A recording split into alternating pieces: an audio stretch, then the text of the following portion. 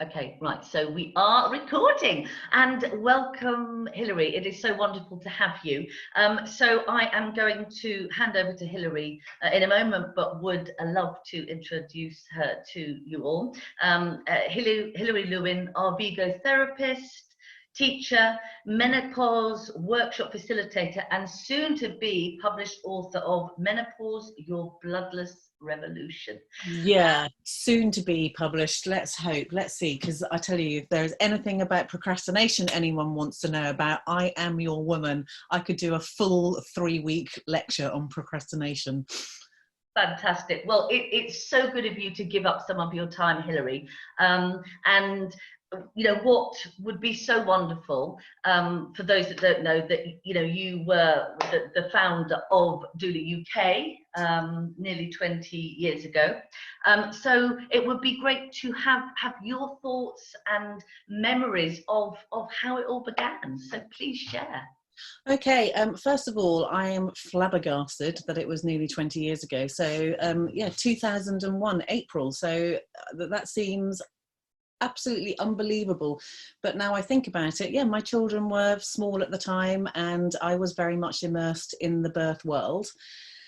And it's funny because now I'm very much out the other side, and I still do the occasional birth because a lot of the massage work that I do, the Vigo therapy, is around fertility.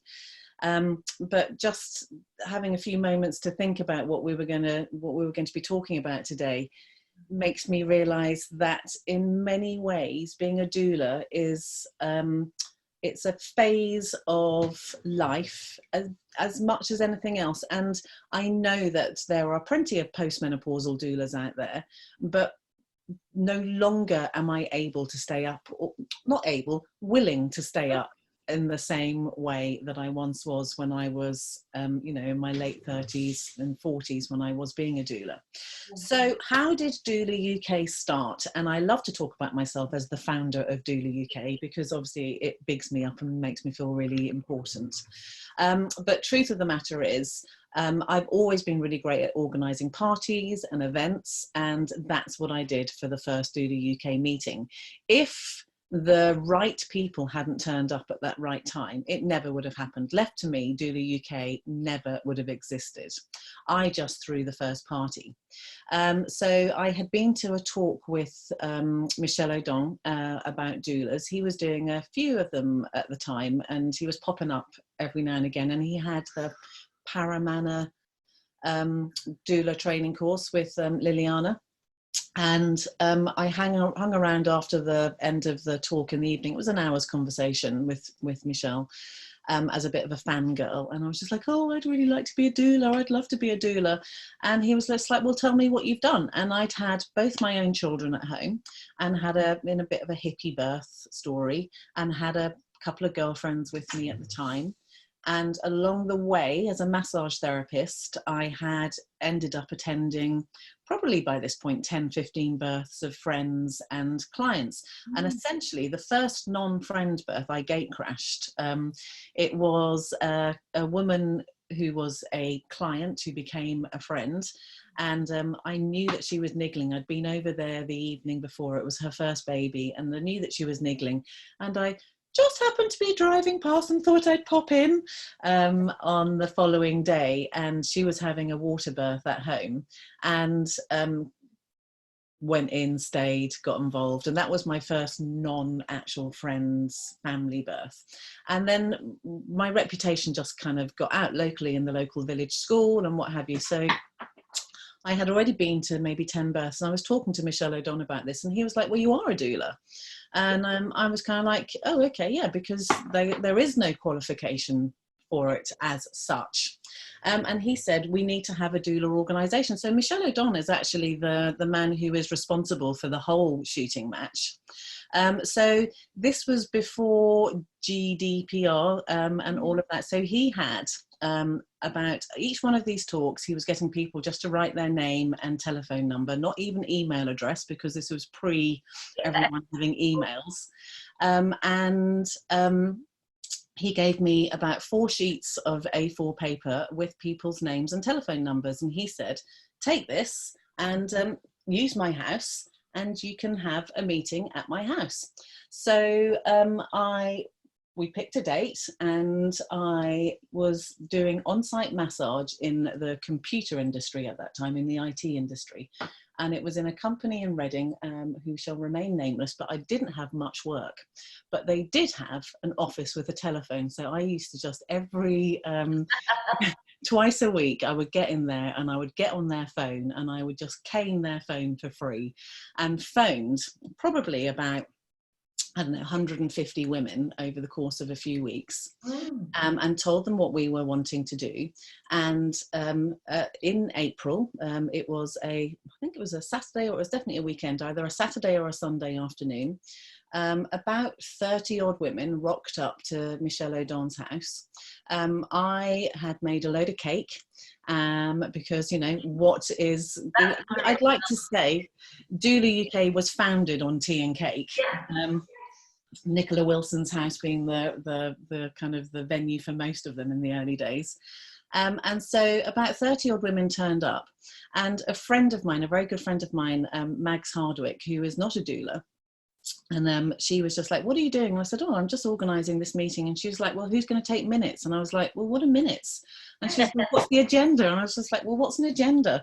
And she came from a business world, and she was just like, oh, please God, I'm coming with you and I'll take the minutes. So she was our first secretary, and she came up, she took the minutes. We broke ourselves into 4 or 5 groups, and everyone just brainstormed. We had some big sheets of paper. People just brainstormed, what would we like of an organisation? Why did we want to start? What was the benefit of it? And when the time is right, things just work out. So it was with no effort whatsoever Doula UK was born. There was an amazing woman called Vida who was technical beyond, you know, she was able to build websites, and she was part of, what was the organisation who were working in the prison at that time, and I think they still are. Birth Companions. Birth Companions. So she was a big part of Birth Companions. So she was like, well, I can build you a website. Mags could use a computer. We were, you know, just doing a mail shot, we were posting everything out in old fashioned posts, because not everyone had emails at this stage. Vida built the website. Mags was the secretary. I became chairperson just because I was the first person to, and I love chairing. Just give me a microphone, give me an audience. I love it. Don't ask me to actually fill in the detail, because that's not my super skill. So a whole bunch of us came together, and literally there was, Bridget Baker was in really early, and she was part of like, okay, well, what are we going to do to educate people? How is that going to work? Kiki Hansard was in probably within the first 6 or 7 months, and came and did the training, and then has gone on to, you know, write all those wonderful books and be an amazing trainer herself. Lulu Winfield was there at the very beginning. Nicola Wilson, she set up her home as headquarters, and so we were having meetings probably, I don't know, every 3 months, something like that, once a quarter. And Nicola Wilson lives in the middle of nowhere, and yet we all managed to get ourselves there, and we coordinated from the station. One year it was really raining and wet, and Kevin, her long-suffering husband, we all got stuck in the field in the rain, and there was a huge amount of pushing cars out of the mud. Valerie Goodcoop, she was another one that came in early on, and she had a business background. So she brought a certain amount of kind of efficiency to the organisation, which I certainly didn't. Lisa Chalmers, who then went on to move to Australia, her and Lesia moved to Australia, and Lisa set up the Australian doula movement when she got there, and a thriving water birth business. Adela Stockton, who's written a book, what's her book? Gentle Birth Companion. Gentle Birth. She was right there in the beginning. So we all just pulled together, and it's, you know, hindsight is a wonderful thing, and just like giving birth, it was just like, oh, it took no energy whatsoever. Giving birth is easy. I just breathed that baby out, and we all know that story isn't strictly true. There is a little bit of sweat broken, but with hindsight, Doula UK it came together really easily because the time was right and the energy was there. Yes, sounds absolutely that you all just found your groove and your... Yeah, and we really did. And so, you know, from my point of view, I learned how to chair meetings. I learned how to use a computer because of that. So, you know, that's why I got my first email address. That's why there was another wonderful woman, Ingrid Lewis, who, oh gosh, I can't remember who she works with, a yoga, birthing yoga, and it'll come to me in a moment who she was, but she was I remember Ingrid Lewis and I sitting many evenings in her home in Brixton, writing out the kind of the protocol of what Doula UK was going to be and how we would look after each other. And so we wanted to have an organisation where we could be found so that we could all get work, where we could support each other and where we could be held accountable. So if someone had a doula and they, you know, there wasn't the positive experience, we could be held accountable for that. And very quickly, we also wanted to set up a hardship fund so that it wasn't just for rich white women. Yeah. And we had all of those things achieved literally within the first sort of 3 to 6 months. It was remarkable with what ease it all came together. And for the first 3 or 4 years, it was, you know, it just kept on growing. And then with all organizations, you kind of hit road bumps. And as different people join and have different expectations. And when you first start an organization, everyone has such ownership of it. Of course. And I think that is the most difficult thing to maintain when we start these things, because to begin with, everybody had such a feeling of ownership that we all pulled together and no one expected more of someone else than they were willing to give. Yeah. And then as these organizations grow, you kind of start to go, well, you know, I don't think the newsletter's very this or very that, or, you know, you start to become, if you don't feel ownership of something, you then find much more reasons to be critical rather than supportive. And I left Doula UK when I started to do my Arvigo training. So I went to America. I was a massage therapist and I went to America and trained with Dr. Rosita Arvigo.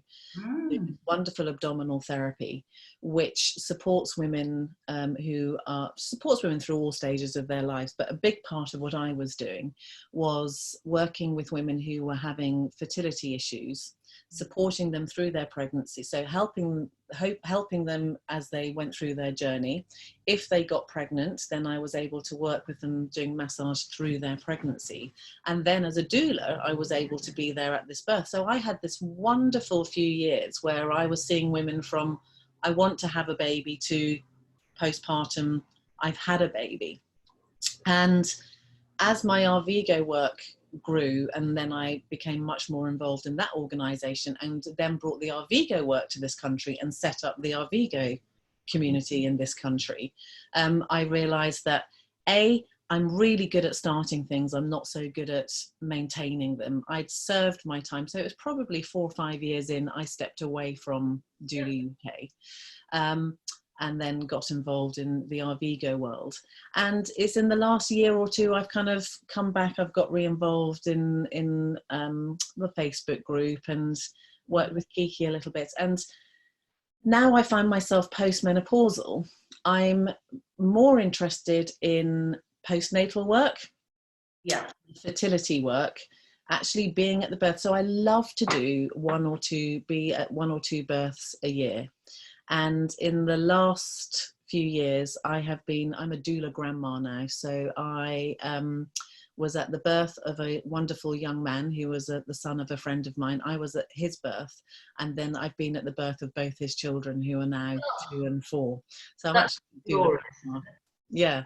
So I rock up to, I'm unlikely to do a first birth now. I am more like, oh, your first birth wasn't so great, so well, okay, I could be your doula at a second birth, but I am very much more, so to begin with, you know, I was all over people like a flipping rash. And I remember Michelle O'Donnell saying, what does a doula do? She keeps her mouth closed and her hands in her pockets. And it took me a while to really understand that rather than do. To be rather than do. And so whilst I am much better at that angle of things now, post-menopausal, I'm, you know, so much better at that. The thought of staying up all night and being on call more than once or twice a year is more than I can deal with. So yeah, it's been really beautiful to come back and to see what a big organisation it's grown into. So how long have you been a doula? I've been a doula for 10 years. So I came into Doula UK in 2011. And I think they probably had about 400 members at that point. It's round about the 700 mark now in 2020, and it's remained pretty static. So some leave and some join, but it's not sort of going up or down in any clean way. It feels good. It feels good to be doulaing now, and it's just so wonderful to hear your story, because you know, I've been doulaing for 10 years, and in that time the growth and change that I've seen in myself, and the way that I work, and the way that I've gone down paths that have opened up due to, you know, being a doula has just been wonderful. So I think the way you talk about it is really inviting, and it sort of makes you think, gosh, you know, if you're at the start of your journey, you have this wonderful, you know, possibilities opening up. And if I hadn't become a doula and got involved in Doula UK, I would not be where I am today. I learnt so much about myself, about the world, and about organisations. And I guess if I could say to anyone, if there's an opportunity to get involved in the organisational side of things, it is such richness.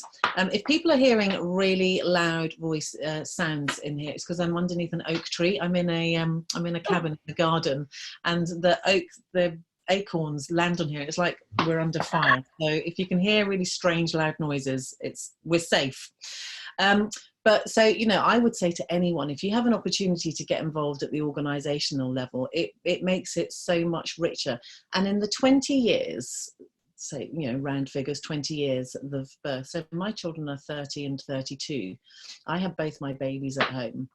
And 32 years ago, when I had my first child, my doctor told me that if I was willing to risk my own life, that was one thing, but to be willing to risk the life of my unborn child, that was negligent and criminal. And my doctor refused to support me having a home birth. And the obstetric consultant at Guildford Hospital at the time said he would come out if necessary. Because at that point it was .something% of people were having home births. Oh, absolutely. And to see now the home birth team where I am in Guildford, and you must know Tanya. Yes. So Tanya is now the matron intrapartum at the Royal Surrey. And the home birth team is led by a wonderful lady called Kirsty, who's new in the position. They're excellent. To see Guildford home birth team be who they are now, it is fantastic. And when I had my baby, my first baby at home, there was an old-fashioned midwife, and she used to turn up. We were living right in the middle of the woods, and she used to turn up. She wouldn't tell you what time she was coming. Some mornings she came before we were even awake. One morning, and she just let herself in, and I found her at my bedroom door in her Wellingtons going, I'm just popping in to see how you're doing. And she was absolutely wonderful. But I really do believe that doulas have helped to shape birth as we know it in this country. And right at the very beginning, I was invited up to Parliament to the NICE to talk about the guidelines for birth on more than one occasion. And Doula UK had a seat at that table. I really do think that we have served such an important role for allowing women to have the births that we want. And I know that when I'm in the Doula UK Facebook forum, there is a lot of stories of, hospitals not serving women as they ought. And whilst I really hear that and know that it's important, I also can see what a long way we've come since 32 years ago, when I was told if I was prepared to risk the life of my unborn child, it should be a criminal offence. Absolutely. I mean, worlds apart, and yet, when we sort of so much to do down, there is still so much to do. And the UK, compared to so many countries, is so ahead anyway. Yeah. Midwifery-led care being the normal way that and so a lot of the work that I do takes me to the States, or pre-COVID used to take me to the States. I don't know where I'm going to be going, or if I'm going anywhere in the next year or two, but I was astounded when I went out to America and realized that it is completely normal for women to literally have 2 or 3 weeks leave after giving birth. They are back at work within a few weeks of giving birth. You've not even finished bleeding and you're back at work. It's absolutely extreme there, isn't it? Yeah. And kind of explains why. Well, I mean, actually, the breastfeeding rates are very good, and I think that's because so many women you pump because you're going back to work, and then you kind of get into your groove and maintain that. But it's inhumane actually for women and babies to be parted, and for that, that 4th trimester to be just blown away. That 4th trimester, the fact that we refer to a 4th trimester now is so wonderful, because when my mother was giving birth in the 50s and the 60s, you were kept in hospital for 10 days after you gave birth. I'm one of 6. She had some of us at home, and I think 3 at home and 3 in hospital. And she told an amazing story of having given birth to one of us. And after she gave birth, she was run a bath, and she was given a cigarette and a stout or a Guinness or something in the bath. And she said she'd lay in the bath and she had her glass of stout and she had a cigarette and lay in the bath in hospital. I mean, that is just a gem, isn't it? To just remember that was actually a thing. So that's probably 60 years ago. I'm 56, and so that would have been my elder sibling. So 60 odd years ago, that's what they were doing in hospital.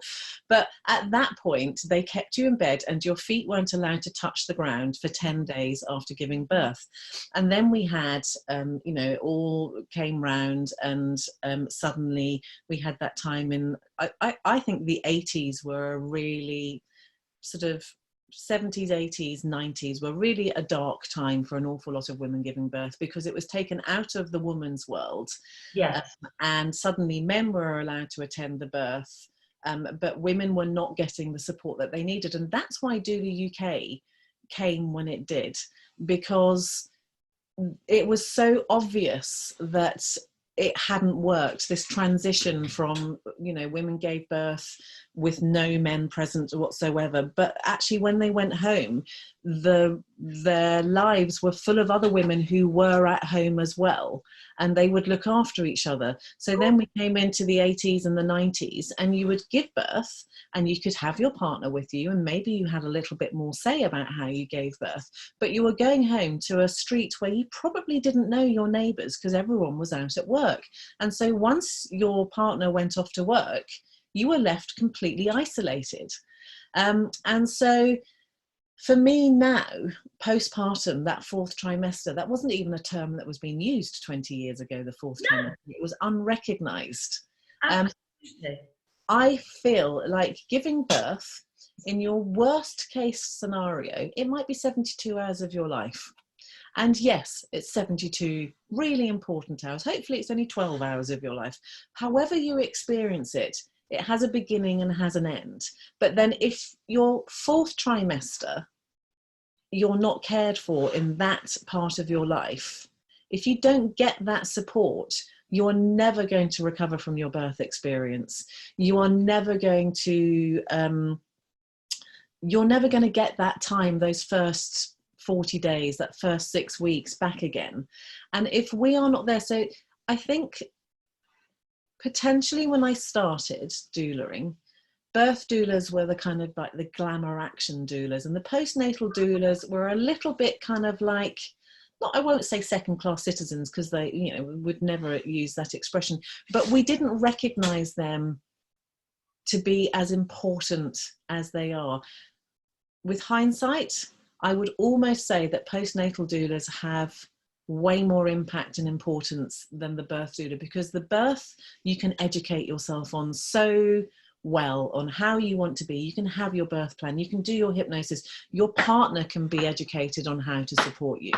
But if you don't get that support in that first 6 weeks postpartum, once your partner has gone back to work, if you are left alone and unsupported, then that's going to impact not only your physical health and how you might experience menopause in 10, 15 years down the line, like quite literally, are you going to get, you know, you might prolapse if you're up and out too early. You have to rest. So if